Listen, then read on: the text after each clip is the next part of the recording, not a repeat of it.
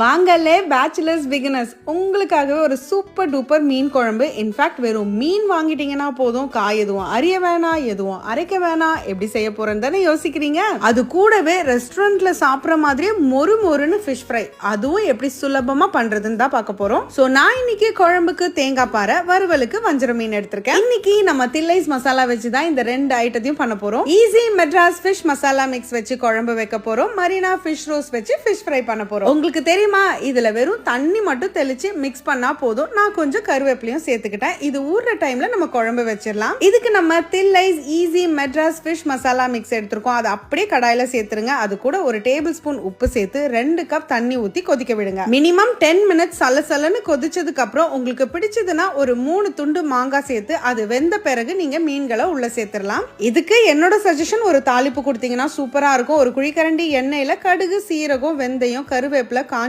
மிளகா, பூண்டு, சின்ன வெங்காயத்தை தாளிச்சு உள்ள சேர்த்துட்டீங்கன்னா கமகமான்னு இருக்கும். கொத்தமல்லி சேர்த்துட்டு சுட சுட சர்வ் பண்ணி பாருங்களேன். நாட்டு ஸ்டைல்ல இந்த மீன் குழம்பு அம்புட்டு ருசியா இருக்கும். அடுத்து ஃபிஷ் ஃப்ரை தான். பாருங்க மசாலா எவ்வளவு அழகா மேரினேட் ஆயிருக்கு. வெறும் இந்த குழம்பு வைக்கிற டைம் தாங்க ஆச்சு. தில்லைஸ் மசாலாவோட ஸ்பெஷாலிட்டியே அதுல எந்த ப்ரிசர்வேட்டிவ்ஸும் ஆடட் கலர்ஸும் இல்ல. நீங்க கண்டிப்பா ஒரு முறை வாங்கி ட்ரை பண்ணி பாருங்க, நிச்சயமா உங்களுக்கு பிடிக்கும். ஸோ ட்ரை பண்ணும்போது மறக்காம ஸ்டவ்வோடு சமைக்கும் போது கொஞ்சம் லவ்வோடு சமைச்சிங்கன்னா சுமாரா இருக்கிற சமையல் கூட சூப்பரா இருக்கும்.